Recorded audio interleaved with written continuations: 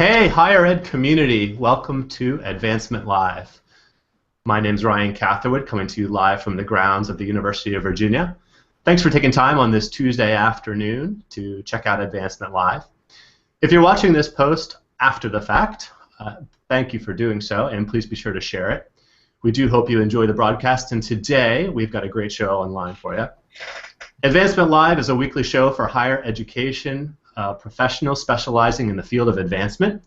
Most likely, folks are working in an alumni affairs, development, engagement, or communications capacities specific to the advancement world. We broadcast here on the HigherEdLive network, which is a product of EdUniverse Media. Do make sure to mark your calendars every Tuesday, 1 p.m. here Eastern Time, for another edition of Advancement Live.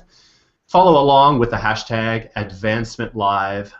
And be sure to watch the feed live and share it on HigherEdLive.com.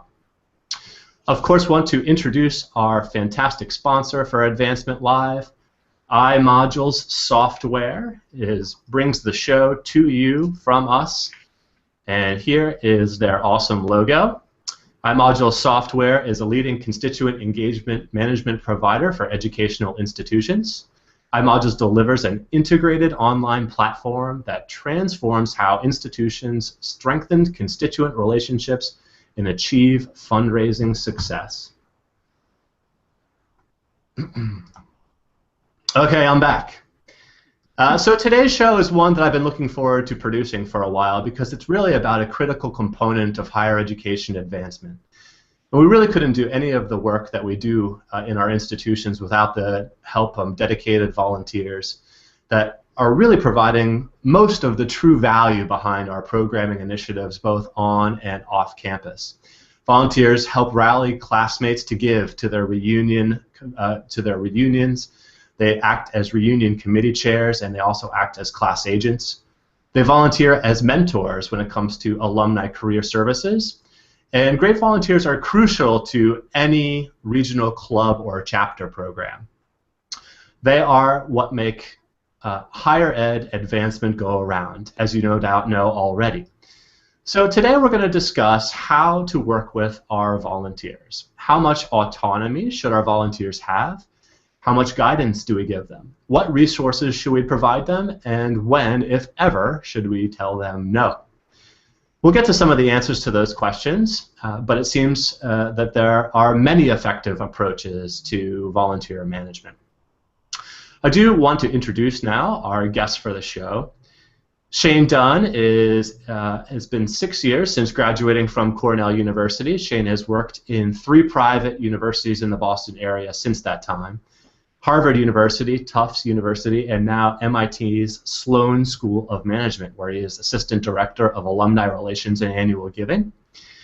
In this role, he works with several alumni classes, recruiting alumni class officers and annual fund class agents for reunion and non-reunion years, while maintaining a portfolio of annual giving prospects.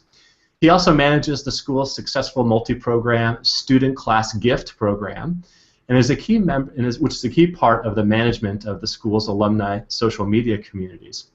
In addition to his day job, Shane is an active alumni volunteer for Cornell University, which is a great perspective to bring to the program today. And he's a member of many groups and committees in that capacity.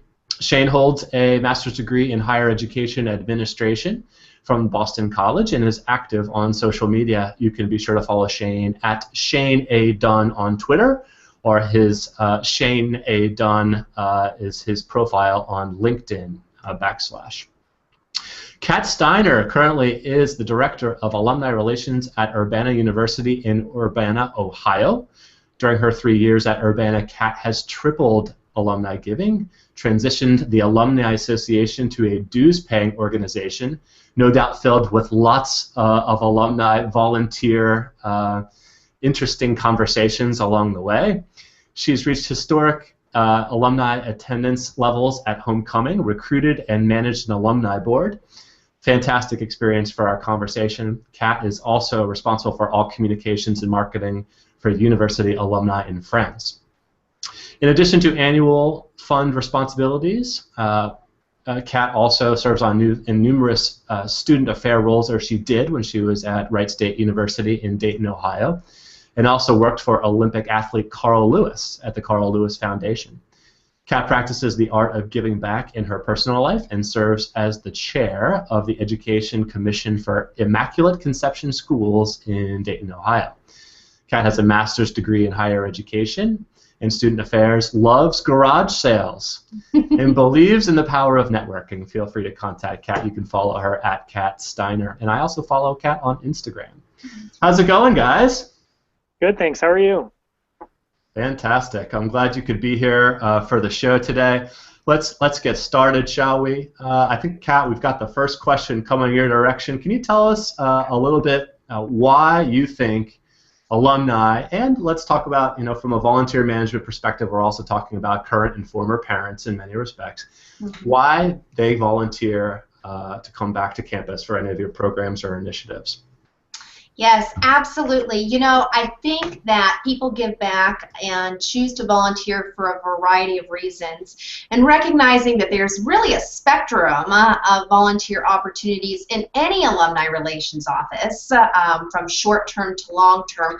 I definitely think that there are some trends. One of the things that I see in terms of people wanting to give back is because they're proud. That there's a lot of pride in regards to their alumni or their student experience, and they're willing to share that. So whether that's partnering through alumni relations with our admissions office or serving as a representative at an event that is local or in the community, people have the interest in, again, feeling good about making a difference.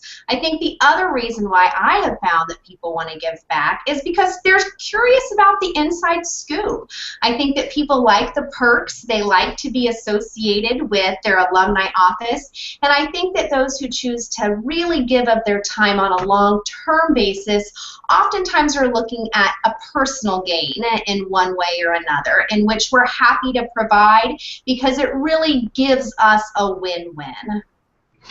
That's fantastic, Kat. I think that you definitely hit it there with a win-win vantage point. The university gets a little something. Hopefully we can give back a little bit in the way of networking opportunities and maybe even a little exposure for our alumni and parents that stay involved. Yeah. Shane, what is it that you feel as though you want volunteers to feel when they return to MIT Sloan? Yeah, I would obviously echo everything Kat said, but I would add three things specifically to our experience here at MIT Sloan. The first is that feeling of nostalgia. I know Kat, kind of alluded to that. It's really important. We all had our own experiences, and we all continue to. But there's nothing like thinking about those days when people are either on their college experience, or for us here at a business school, it's an intense period. So there's a lot of nostalgia there that brings back a lot of different emotions. And I think it's our job as staff, as well as through our volunteers, to think about how those emotions turn into engagement. And I think our alumni are always helping us figure that out, and we're trying our hardest to tell those stories as well. The second point I would say is, we're all out there talking about how alumni can give back and engage in some ways, and we want to show that their investments make a difference. Yes, their philanthropic investment is very important, and I know that is to, us here especially. I have a hybrid annual giving alumni relations role, so we want to tell the story of how their philanthropic giving makes a difference, but it's not just about that. We really need them. Their stories, their experiences here have really shaped how this place is, and it's always evolving and changing, and we need them to understand that so that we can be their partners.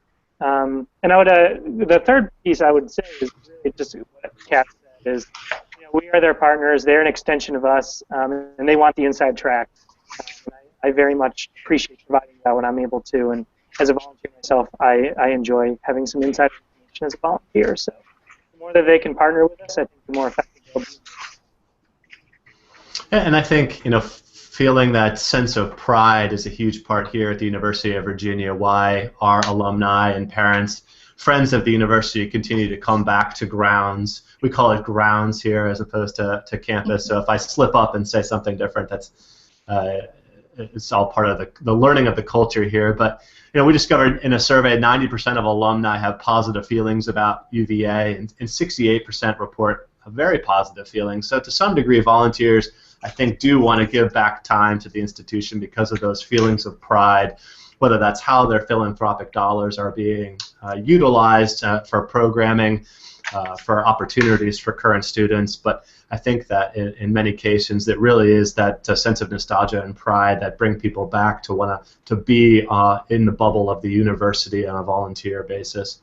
Shane, are there any particular volunteer opportunities at MIT that seem to be more popular than others from your vantage point?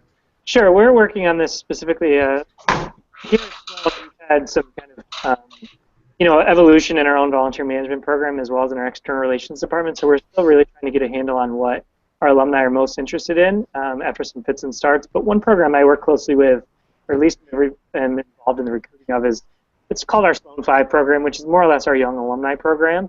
And you can imagine here, young alumni means a little bit of a different thing than it does if you're thinking about an undergraduate campus, at least traditional 18 to 22-year-old campuses.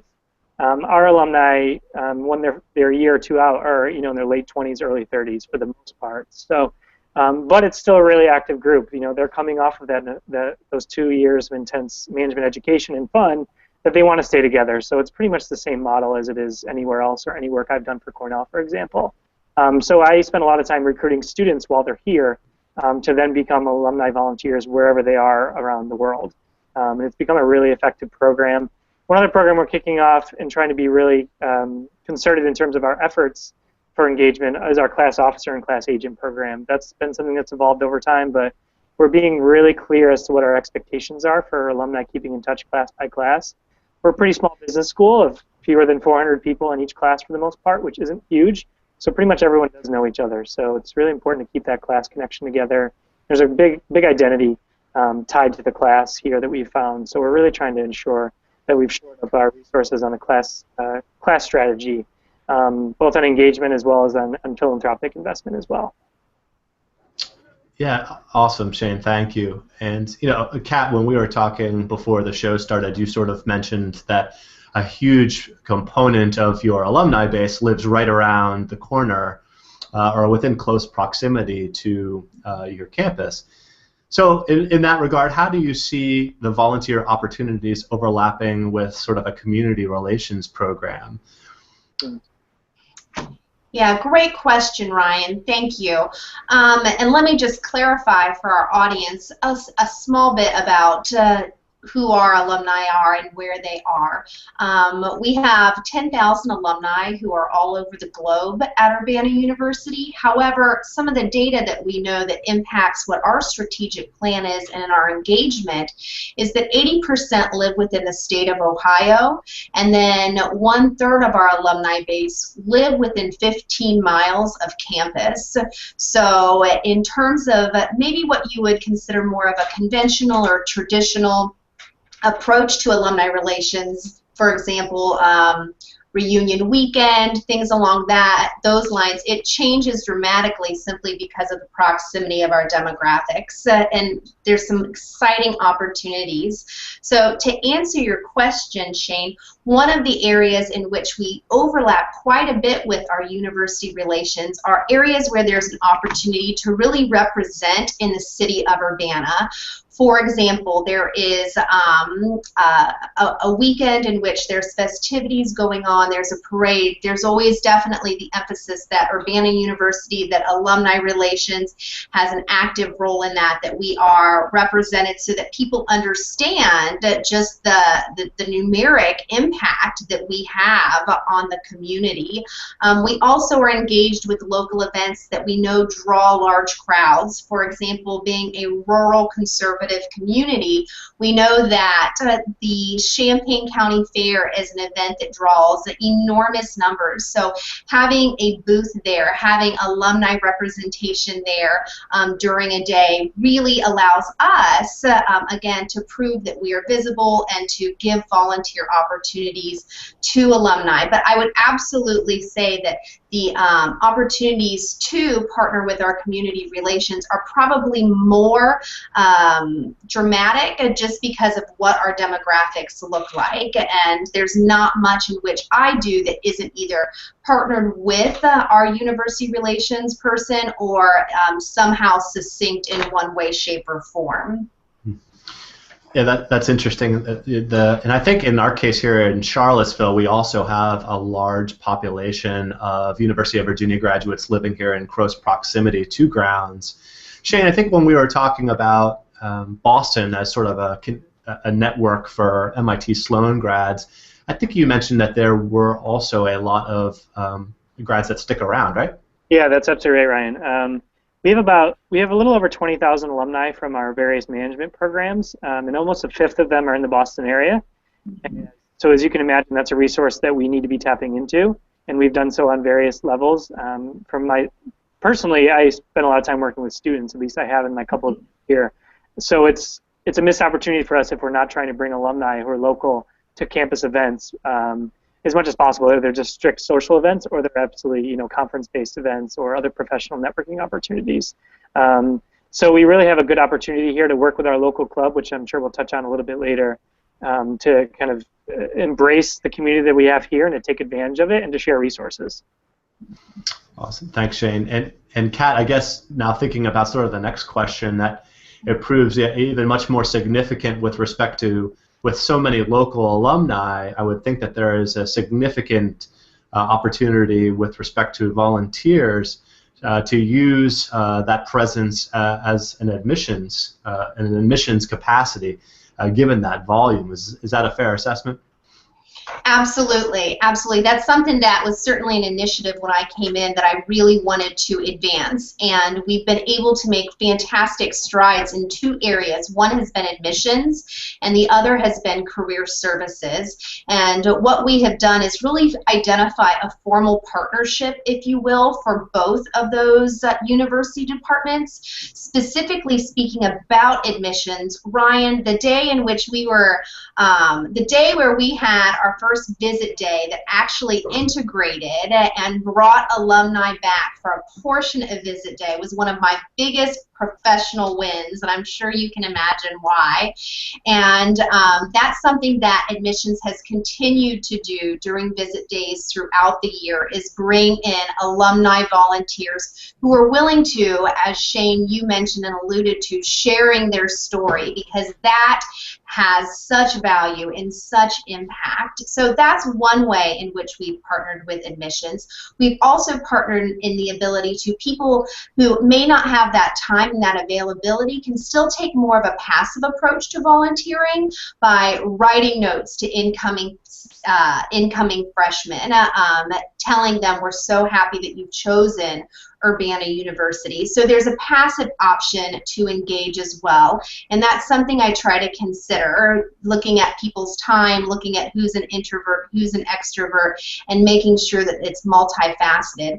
The way that we've partnered with career services, there's also multiple engagement levels, one being in which if you are an HR individual, or even if you just happen to have access to jobs or the hiring process where at your place of employment, we have a pipeline where you can send that information directly to our career service director, and that information gets into our database in which students have access to. The other thing in which we have done is we've been able to really provide some opportunities for mock interviews, informal opportunities for our students to really engage with our alumni. It's a great way for alumni to represent their university, to give back, to really kind of get that face time in which some people crave. And I'm very grateful and fortunate that both admissions and career services have been flexible and interested in those initiatives. It's a great way for our local alumni to be involved actively with the university. That's great, and I think that admissions-related volunteer opportunities are really important to a large percentage of alumni volunteers. I think at least initially, I think a lot of volunteers consider that to be the reason that they, or the capacity to which they want to volunteer. Can I speak on behalf of the university and really try to sell the university to prospective students? At the University of Virginia, that's a huge part of our programming here, designed to impact admissions. We regularly host accepted students parties at our around the world in the month of April as well as May, And a big part of our engagement programming involves our Cavalier Admissions Volunteer Network. And the majority of our UVA club programs, or groups I should say, also have an admissions chair. And so it's definitely a component to our engagement work that our volunteers really enjoy.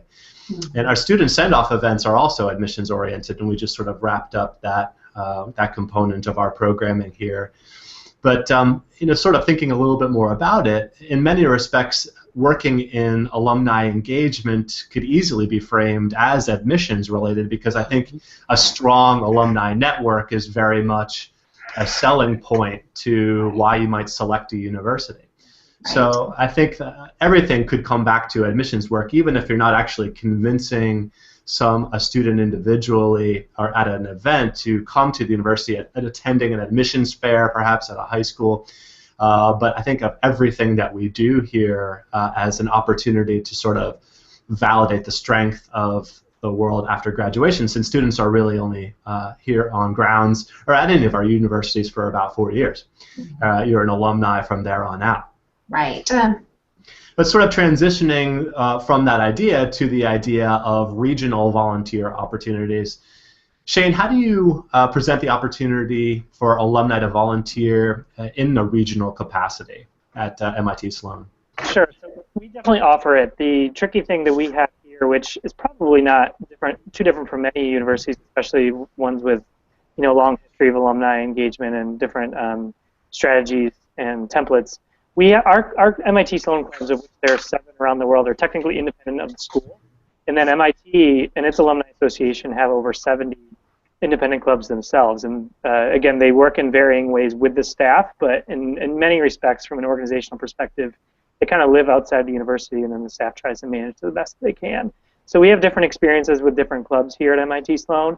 We, of course, do encourage our alumni to get involved with their local communities and local clubs, become members if they're dues-paying membership organizations, and then raise their hand to say, I want to volunteer. So we do hope that our volunteers on the ground, some of whom have been doing this volunteer work for many years, some of whom might be brand new, will recognize that is a new interested volunteer who can present new ideas and whatnot. The challenge that we face is we don't have a ton of clarity around our relationship with our clubs. We're doing our best to kind of get in there and manage, and at the same time, we don't want to overstep our bounds, and I can respect that very much, that every volunteer, every alumni club has its own reasons for doing things the way it does. A lot of it has to do with history, and I want to respect that too. So we're trying to encourage our clubs to definitely be welcoming, and many of them are. I'm not saying that they aren't, but we don't have the resources right now to say, if you raise your hand, you're going to be volunteering with X club. A lot of it has to do with who's on the ground. But our office is looking very much at, how do we develop and strengthen those relationships so that we can not guarantee volunteer opportunities, but obviously we don't want to turn volunteers away. We want to make sure they have a good experience. So we're working on that. I'll also say I had similar experience on the Cornell side. My work at the Cornell Club of Boston as a volunteer is very similar. We were an independent nonprofit club for many years, over 100 years, and then we started working more closely with the university to adopt a more kind of user-friendly model for not just us as volunteers, but also our alumni. The whole goal is alumni participation. So we worked in joint partnership with the university to ensure that was happening and adopt a little different model. But that was a Boston decision. It's not every club has to do that. So again, every university and school obviously has its own model, and we all just have to manage it the best we can. Yeah, I think you're exactly right that every university has a little different approach to regional programming. Kat, we were just talking additionally about that topic before the show, and you mentioned that you guys at Urbana have a little different approach to regional programming. Is that true? It is true, yes. And I think that, Shane, you mentioned something really valuable, which is, the resources. What are the resources that you have at hand to make something successful? And one of the things that we've identified is that with it being again, with our population being very close to campus, we've identified that, you know, the affinity really is to the university. It is to Urbana. And so we have a little bit more centralized model in the fact that our programming, et cetera, really is driven to come to campus because, you know, even if you're on the northern side of the state, it's a 3-hour drive to visit campus. And so we try to keep that in mind. And regional programming is something that historically the university has attempted, and it didn't necessarily have the succession planning and the strength to really sustain itself long term without active hands-on management from full-time staff. So with that, again, we keep that model centralized, and we certainly share that we encourage people to get engaged locally, to serve as an ambassador, and then again to take that enthusiasm to campus. In regards to what we have with partnerships with admissions is that we have multiple opportunities for individuals, again, to volunteer both here on campus for visit day, but then also during campus fairs, et cetera, that are across the state. And so it isn't unusual for us to maybe come into contact with someone who may not be close enough to come to campus, but still interested in representing the university. So reaching out, finding a date or several dates in which they're able to attend their high school with our admissions counselors, et cetera, so that they're still engaged locally, et cetera. We've also had instances where people have an interest in maybe networking and connecting. We are happy to provide a handful of names, et cetera, of individuals who we know who are on our radar, but then we've also been very clear that if you have a strong interest in hosting an event in your hometown, we are happy to help with the management, the planning, and the marketing for that. So we have had instances where people have taken us up on that, and again, it's not something that we're proactively planning for, but if it happens, then we embrace it. Great. Yeah, thanks, Kat. And it's sort of contrasting here at the University of Virginia. You know, our regional program is huge. We've got about 1,400 volunteers assisting 105 UVA clubs around the world. And we also have our Cavalier Admissions volunteer network along with something we call professional industry networks. So regional engagement is a really big part of our engagement initiatives here at the University of Virginia. And but we've got over 225,000 alumni around the world, and so a lot of that is volume based. But we definitely have the resources here in terms of what we call, well, I should say, in terms of fostering that succession planning that you mentioned, thinking about regional engagement opportunities as beyond individual clusters of alumni who really want to get involved, right? Thinking beyond that as far as, you know, who's going to be there when maybe those volunteers lose interest over time. And we have a group of five folks here on my team or within my office called Regional Engagement Officers, and really their job is developing those one-on-one relationships with volunteer leaders around the world to not only sort of help brainstorm programming opportunities, but to sort of work with them to identify new people, new prospects to be volunteers in those regions and develop relationships over time.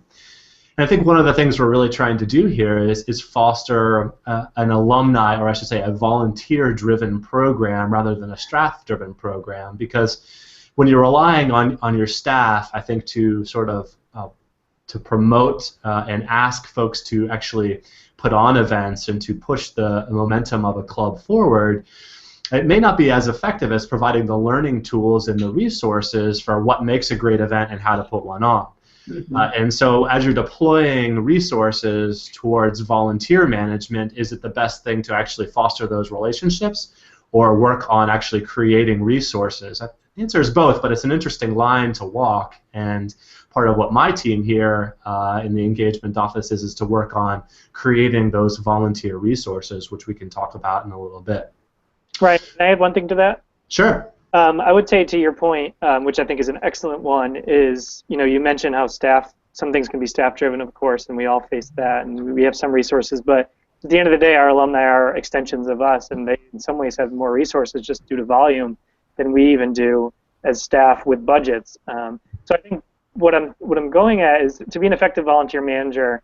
I really think that we need to, as volunteer managers, set expectations the right way and identify what is staff-driven versus alumni-driven when possible. It's not always possible, but if we as an institution are going to come around and plan events either locally or around the world at times, and we want our alumni to have a voice in that or to help plan events when we're not there, we need to be really clear where the line is. It's not always possible. There's always a million little details. We can't really get every single one right, but I think we should challenge ourselves to ensure we're being honest with alumni, to say this is a staff-driven event, this is what we're doing versus what you're doing, and it's not us versus them, of course. I'm not saying that, but it's really just to be clear, because we're also alumni are going to get caught up in asking questions, confused when something doesn't involve them. So it's also a transparency question. I think all volunteers want some level of transparency to a certain level. So I would just mention that I think it's important when we're going into a region or a different community to at least reach out and ensure that those expectations are set properly. I think that's right, and I think that comes down to sort of a fundamental philosophy, right? Are we here to support the volunteers, or are they out there to support us? And I think that when it's all said and done, the truth of it is that there's a nice happy medium in there, and we have to constantly work all the time to find that medium space where everybody's feeling forward momentum, and everybody.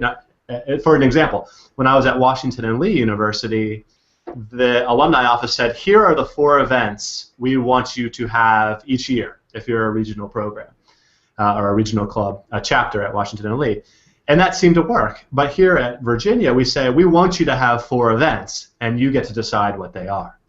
And so this is sort of more of a volunteer-driven a program, whereas at Washington and Lee it was a little bit more of a staff-driven program. And I think every institution sort of has to figure out precisely the method for what works best for them. And Shane, what would you say are some of the biggest challenges you have at MIT Sloan in sort of operating your regional club chapter program? I know you already mentioned sort of that interesting dynamic with working with the club's program, even though it's not sort of under your purview. Sure. Yeah. I mean, it does come down to that a lot of times, is ensuring kind of expectations are managed, but also that we're being good communicators. I think we, again, as an institution high in the hill, if you will, coming down and just kind of wanting to put programming on without, paying deference to our local regional volunteers who live there day to day and really have to be honest, a better sense of what alumni want than we even do. No matter how much surveying we do, or we're on the road talking to people. I'd like to argue that we won't necessarily have a good sense, because we're not alumni, for many of us anyway, of what people are really feeling in the local community. And even if we are alumni of an institution, there's still this certain level of disparity between the actual experience versus what we kind of perceive it to be. So for us, it really is, again, we've got the volunteers who are wonderful and operating independently, versus how do we manage that and really kind of come in and share ideas and share visions, so that we're meeting in the middle at the end of the day for the betterment of the school. And I think that shared vision is a really important aspect of volunteer management. Is the university is going to, or the school is going to want to do its own thing, and it's going to have the resources to do it at times. But you want to make sure alumni are along for the ride and sharing their feedback along the way. So I think that's something, again, that we're working on here at MIT Sloan, and I've seen happen in my own previous institutions at Tufts and Harvard as well. So there's still some struggle with that. And ensuring that the alumni are also the voice of the institution is important too. You're never going to have them be PR officers necessarily, but obviously they can do a lot more than you can day to day communicating sometimes, because they're living and breathing it every day versus what you're trying to send out an email, for example, or something like that. So I would just say you need that shared vision, and you need to know how your alumni fit into it. Yeah, and I think Kat, with the idea of an alum kind of coming to you and saying, I know a little bit more about what's happening on the ground here in my market or my area, and I'm looking to start a club or in my hometown. What do you say to that person when they first sort of call up Kat and say, hey, is this cool if I do that? What's the next thing that happens from there?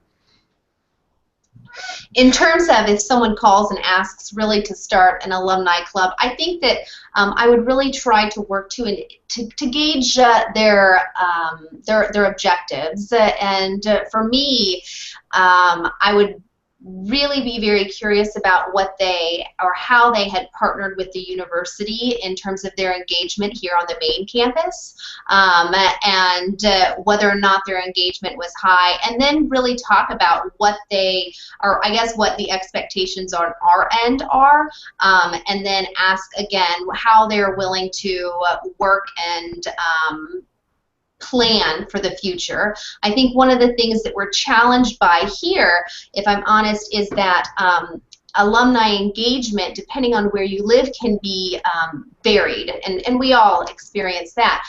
But with that is, it's not unusual to have one really fantastic champion in an area where there's just not a lot of other individuals who we have identified as being willing to connect or engaged with the university. And so I think that when you're talking about those things, being able to assess what's happening on that level and have an open line of communication is really critical. What we do here, what I do is work very strongly with a strategic plan, and oftentimes people come to you with things that may not be in the strategic plan. They may not be in the strategic plan not always because it's not a good idea, but because I think that we live in a day and an age where there's limited resources, limited budgets, limited time and staffing. And so to be able to articulate that to someone with tact so that they're able to hear has really been something that we've worked toward. So again, I think that it's multifaceted. If someone comes and says, hey, I have this great idea, we all hear great ideas, but the question becomes, A, what are the logistics of this great idea? What are the costs, and what kind of time investment is expected from both us and for you? And what we have found is we certainly aren't working to scare people off, and that's certainly not the objective. At the same time, we've recognized that occasionally there's that lack of follow-through, and someone just really wants to throw a party for their friends or people who they graduated with. And I think that kind of goes back to what Shane's sharing with, again, what are kind of some of our objectives here, what are we transparent about, what's our role versus what's your role. If you want to throw a party, that's fantastic. It doesn't mean that it's a club or a chapter that we can help or necessarily actively promote. I think that that's right, and I think that here at UVA, because we actually do deploy an individual to sort of be as a contact for our UVA clubs once we agree that we have all the right pieces in place to have a new one, it's that much more important to sort of do a little bit of research in advance of actually fostering the growth of that club. And one of my team members is we call it an engagement data specialist. And she is actually deployed to sort of figure out, is there enough market saturation of University of Virginia graduates, parents of students in a particular market that would ultimately impact in a successful club. And so we do some of that research. We also, as I sort of mentioned before, we don't want to have a club made up of 5 really close friends who want to throw parties underneath the flag of the university and exactly get some of our resources. That's not good for getting new people involved in the club, but it's not good for succession planning either, and we want our clubs to last a long time. And Shane, sort of moving forward a little bit in terms of the benefits and drawbacks to the hands-off approach that you were talking about. We have a little bit more of a hands-on approach here, but without trying to be overly staff-driven. Can you talk a little bit about sort of the implications of having a hands-off approach to the regional volunteer? Sure. I think alluding to a point I made a few minutes ago is it really allows alumni to be creative and entrepreneurial, which for our School of Management that's really important, and to MIT more broadly too, of course. And I think that helps. I mean, they feel like they are able to own something, and to bring people together is a good feeling usually. And so I think the hands-off approach actually has many benefits. And there's also, at the end of the day, we're bureaucratic institutions. So if they don't have to deal with a lot of the mess that institutions kind of have to impose upon them, I think many people will be happy. And again, I have that experience myself of, when we were a little bit more autonomous as, the Cornell Club of Boston, and then now we've got a few extra reporting requirements, for example. It's a little bit more burdensome. It doesn't change my, affiliation, nor does it change my experience too much, but, you notice some difference. So the hands-off approach really allows people to kind of live within sometimes live within their means, and challenges them to only do what they think is feasible, and sometimes that can go haywire. But I think it ultimately allowing our alumni to be independent, creative individuals who they are within a specific region is not necessarily a bad thing. And again, from my own experience, it tends to go well, but we all have those nightmare stories or the ways we wish we didn't give as much kind of autonomy as we did. So it goes both ways. It's always a catch-22.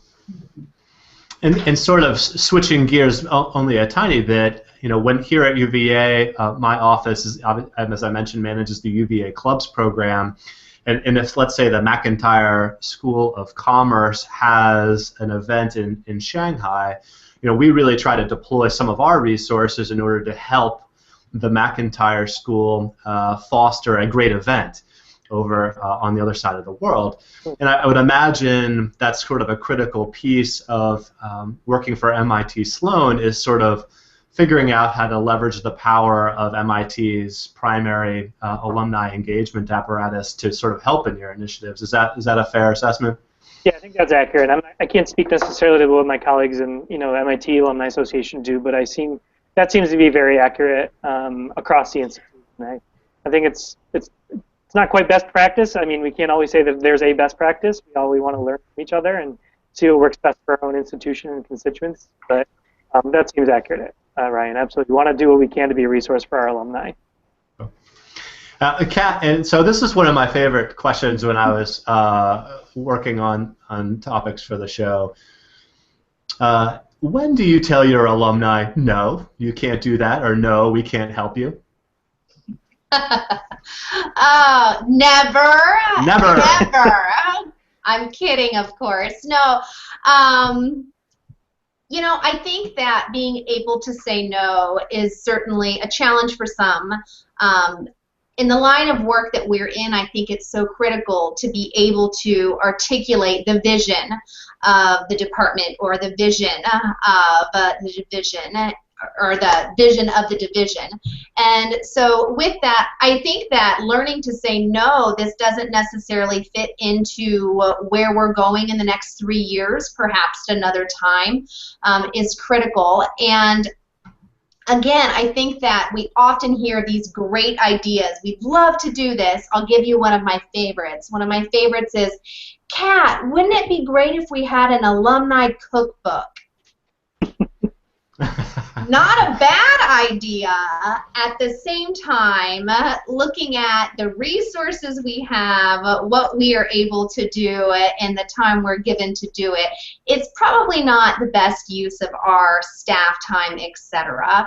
And so I have a vision or a strategic plan that's just a snapshot. It's a one-page, and so it's something that I really frequently send out to people, or I'll say, can you tell me how this would fit into our strategic plan for the next 3 years? And oftentimes I think that makes things really rather clear for individuals that this isn't just something we're doing on a whim.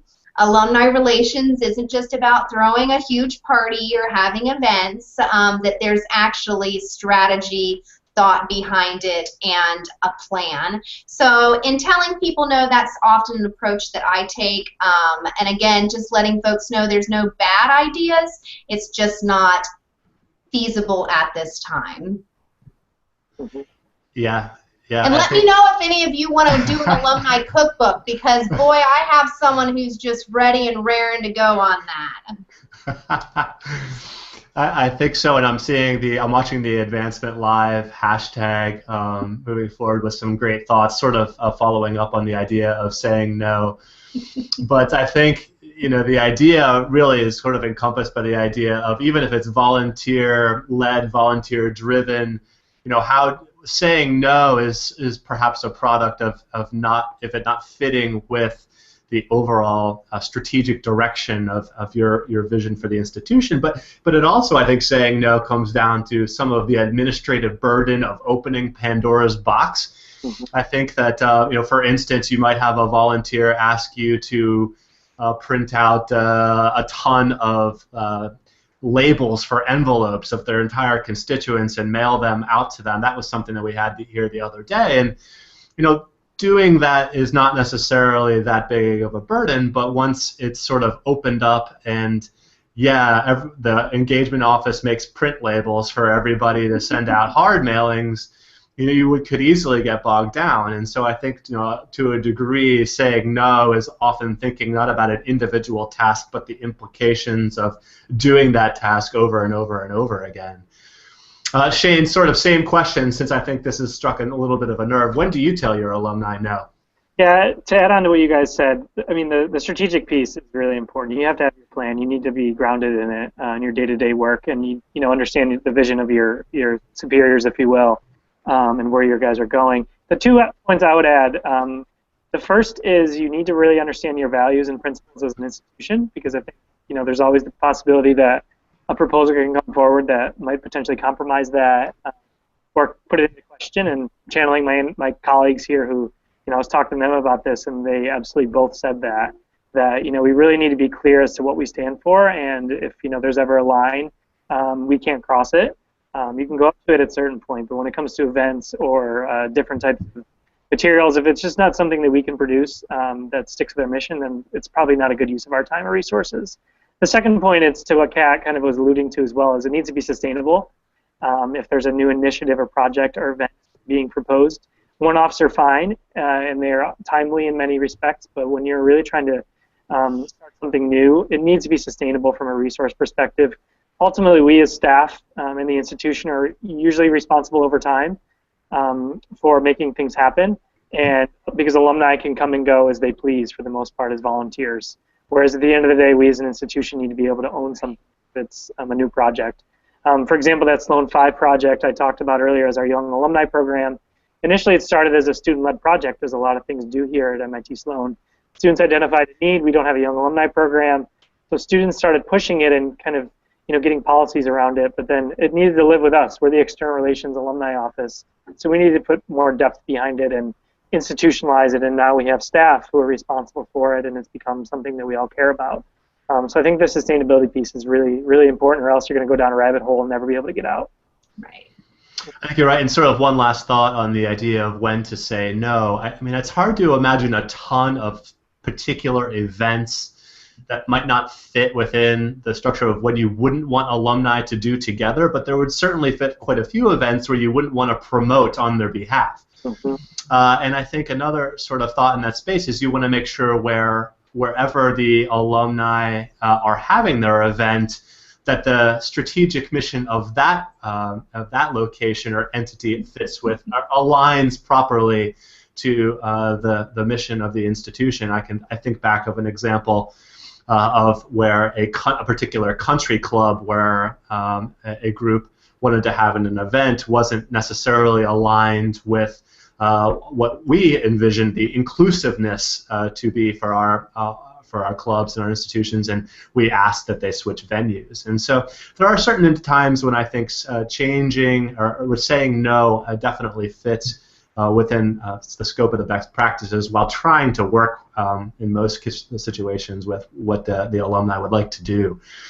I think the more that we try to dictate what they should do, perhaps the less compelling of a volunteer opportunity it is. But sort of switching gears a little bit more into the digital space, Kat, when an alum writes your office and says, "I would like to start a LinkedIn group," let's assume that they actually asked your office if that's okay, because I'm pretty sure that happens all the time without permission. What do you say? Oh, goodness. Well, I'm glad you clarified, because I can think of numerous occasions where there have been pop-up items and you think, oh, goodness, I wasn't aware that that was there. So I'm glad to hear you say in the case that they do actually ask for permission. When someone comes to us with an initiative like that, I think that one of the things that we're concerned about is just simply, having an open line of communication with our office. For example, if you're starting something, we want to make sure that we're able to join, that we're able to see the content, etc., so that we can best help promote, etc. We also are often curious about, we want to make sure that it indeed is either a need that we have, or that the population or affinity group doesn't already exist. Are you looking to have just women who played softball in 1976? That's a really small number of people for our university. So making sure that there is indeed a need versus this is just an initiative that you would like to do and it involves 6 of your friends. With that, I think that we're really very open to those kinds of things, to those kinds of groups, etc. And again, oftentimes what we have found is that there's many cases in which people don't know that there are groups that are pre-existing. For example, people don't know necessarily what is on LinkedIn, or maybe they weren't searching for the accurate terminology. And so in some cases we've had people call in and write and be pleasantly surprised that there was already a group or already a contingency that they could indeed join. Yeah, I think that that's right, and I think one of the things I always like to remind folks is that you know, there's a real tenacity that you have to have in order to be a community manager and really foster the growth of that group over time. And you have to be willing to work through those periods where there's crickets. I mean, you're going to post questions out there or resources, and people just aren't going to be chiming back because there's not that many people in the group. And do they have the tenacity to get through those quiet periods? And you know, I think a lot of people sort of are concerned that they have to break away from primary groups like the main university alumni group in order to pose industry-specific questions. And I think that that's not necessarily true. I think that it's great to see industry-specific topics that pop up. Perhaps that spurs people who aren't working in that industry to take a look or generally pipe up and share a connection in one way or another. So Shane, in terms of this sort of an assistance, providing assistance to volunteer leaders if they want to start a digital group of some kind, Facebook, Twitter, or LinkedIn, do you guys provide resources or recommendations of any kind? Yeah, we don't broadcast anything, but I know this time last year actually I had one of our local alumni club leaders say he wanted to start a Twitter account for the local club, and you know, if I had any best practices or any ideas how to get it going, to keep it moving, et cetera, because we had just around that time started to increase our engagement and activity on our official accounts here for MIT Sloan alumni specifically. And I had a 35-minute, 45-minute chat with him, and kind of similar to what you're talking about is outlining both the opportunities as well as potential pitfalls, and part of that has to do with inactivity. You know, the crickets do exist, but we also have to keep the pedal on the gas in some way from an official account standpoint. And I haven't heard from him since, actually. So he's a great volunteer, and he works well with his local club, but I haven't really seen much activity on their accounts. So hopefully I cautioned him in that way, and I told him I'm very open to continuing to kind of talk with him. And by no means am I an expert, but you know, our accounts are doing pretty well themselves. So you know, I think it really is back to everything we've talked about for the last 45 minutes. Managing expectations are important, and I would agree. I would kind of add that it matters also in the digital space. Is people need to know what they're getting themselves into, and they also can't compromise, again, the image or the brand of the institution. That's the only other thing I would add, as if you're ever setting up guidelines as to how they use it. At the end of the day, it's hard to get these things back, and it's hard to change kind of perception if someone said anything wrong, for example. And I'm by no means the social media police, but I do want to say as a professional I would ask those questions as to what it's being used for. I think that's all a good assessment. And I was actually looking down at our show questions and noticed on this particular question I forgot to change the name on the question from Michael to Kat. And I thought maybe a good time to wish Michael Scrow, I hope he's doing well today. He was going to appear on the show today, had an emergency, and Kat was fantastic to offer her time and energy to fill in today. So thank you for being here with us, Kat. You've had some really wonderful responses. In terms of thinking about a content strategy, I guess is the next question. Do you have an opportunity for alumni to contribute, whether that's editorials or photos or media in some way, to contribute in that capacity? Oh, you bet. You bet. That's an area where I think that others may even be envious, but we have a lot of opportunity to submit content, and we luckily have a lot of alumni who are very willing to. I've been very open in terms of submitting content, especially pictures. One of the things that has been wildly successful specifically with our university has been a Throwback Thursday initiative with our alumni contingency.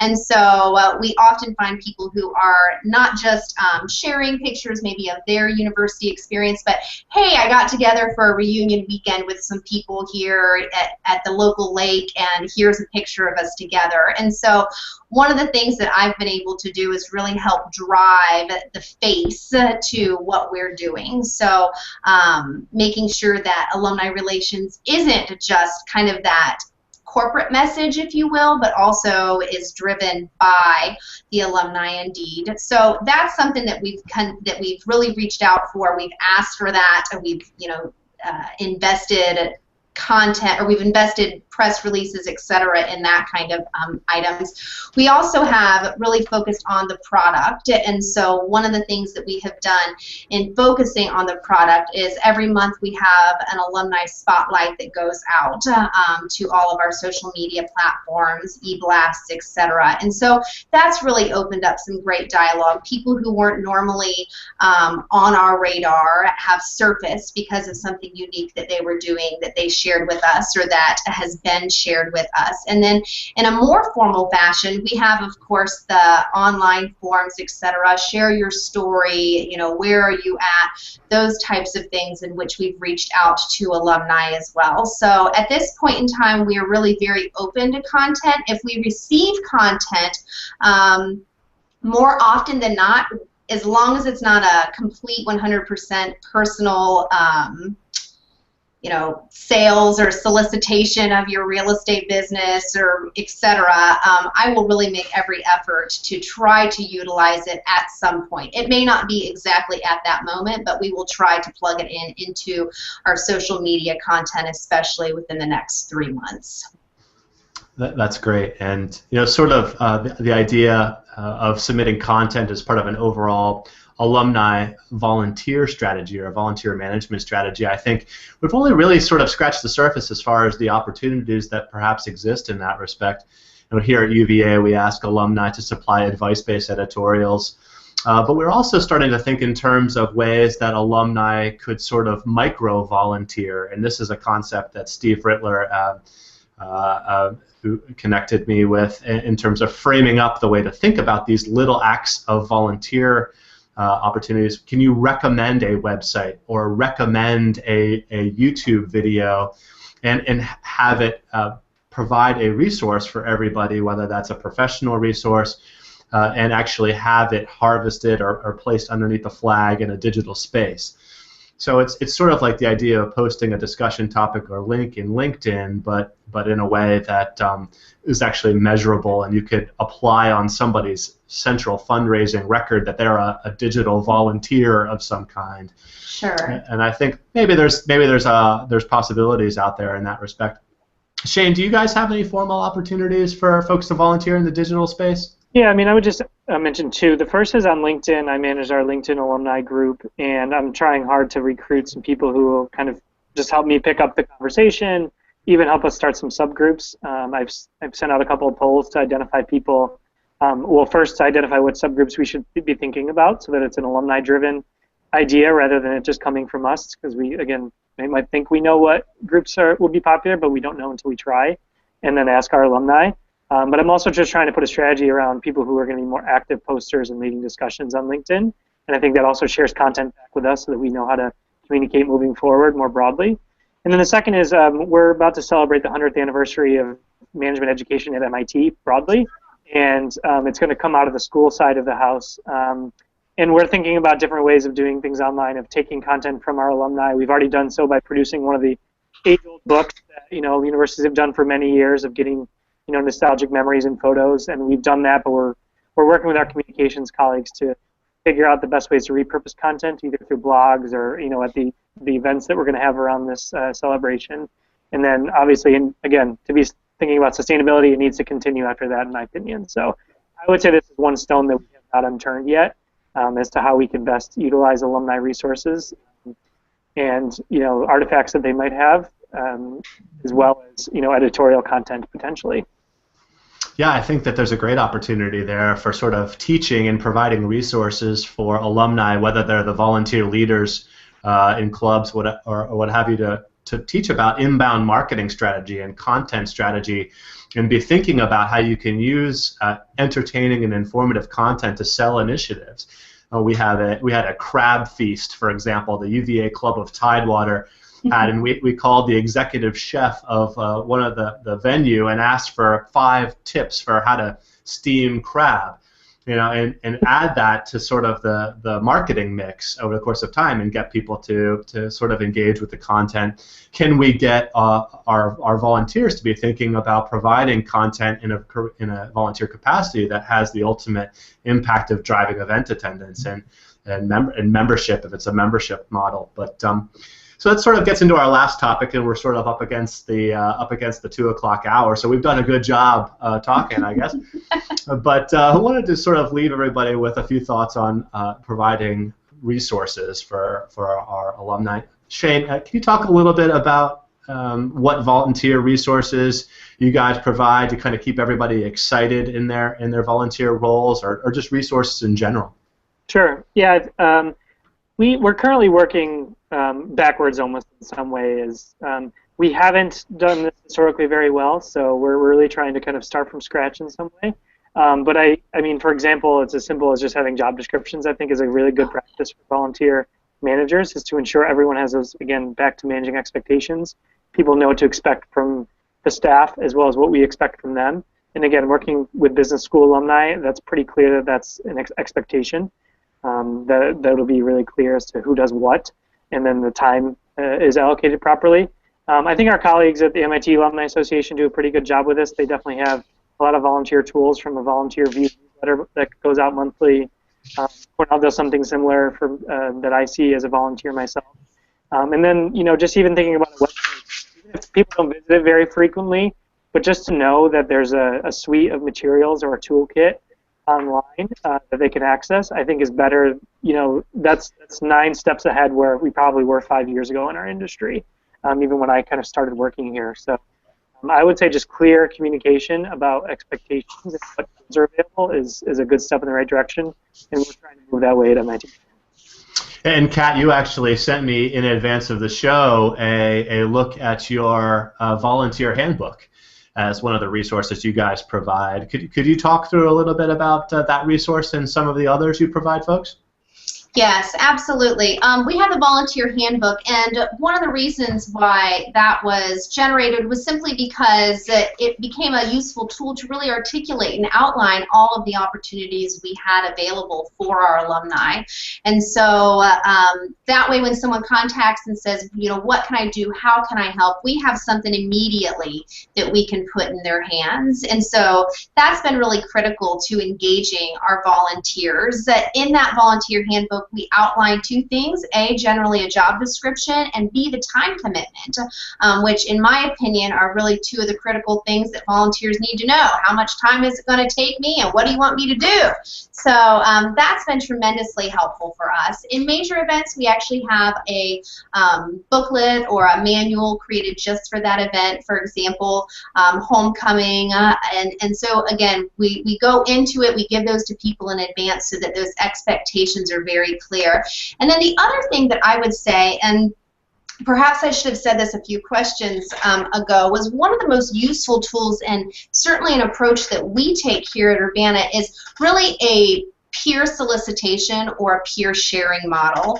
And so through that, if we have someone, our board has been fantastic, and I have to give them credit. I have a very diverse, engaged alumni board, and so in talking about, well, how are we getting young alumni, how are we getting engagement, you know, oftentimes I'm relying on board members to pick up the phone and say, hey, I really think you'd be fantastic for a visit day. Would you be interested? People who've done it, they can really vouch for it. So again, it's coming from that peer-to-peer approach versus, and again, I use that term corporate message only because it's convenient and easily translatable, but it becomes much more personable, and it becomes really a genuine ask, I think, when it comes from a fellow alum. I think Shane, you said maybe there were 400 individuals in a cohort or in a class. You're talking about anywhere between 175 and 250 in a graduating class at Urbana. So it's really a very tight cohort of individuals, and that's been tremendously helpful in terms of resources and actions that we've implemented to promote and to really create a robust volunteer engagement program. Great. Thanks, Kat. And sort of a final thought on volunteer resources. I just wanted to show this screen share. At UVA, we started doing screencasts.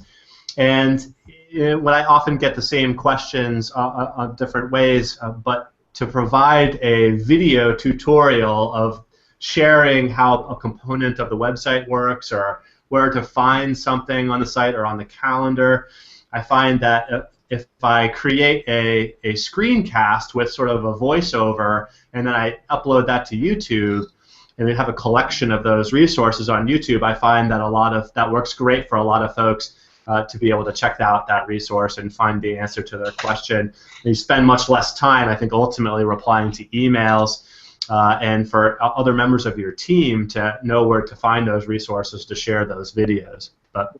So we're up against the clock. I think that we've gone over the clock, which is great. I think this was a really fantastic discussion, and I think lots of folks out there also did as well. I think that you guys did a tremendous job. I hope you'll come back, Shane and Kat, to do another episode of Advancement Live. But sort of a wrap-up thought, the truth is that every university has to approach volunteer management based on their own administrative capacities. But the truth of it is also is deploying more people to manage volunteers really the appropriate use of those resources, or should they be deployed creating different types of resources themselves? So, you know, what kind of comes first, the brochure or the volunteer? I guess is another way to sort of look at it. I think every university has to figure that out on their own because it works differently for all of us. Sort of one last thought. I hope you guys will continue the conversation using the hashtag AdvancementLive, and we can continue to answer tweets and respond to them. It was a really great chat, guys, and I just wanted to mention that next week I will be back to host a show about alumni career services with my friend Kim Brown at Syracuse University, as well as Michael Steelman at George Washington University Career Sources. So please mark your calendars if that is an important topic for you or someone that you know. That's next Tuesday, August 27th at 1 p.m. with Kim Brown and Michael Steelman.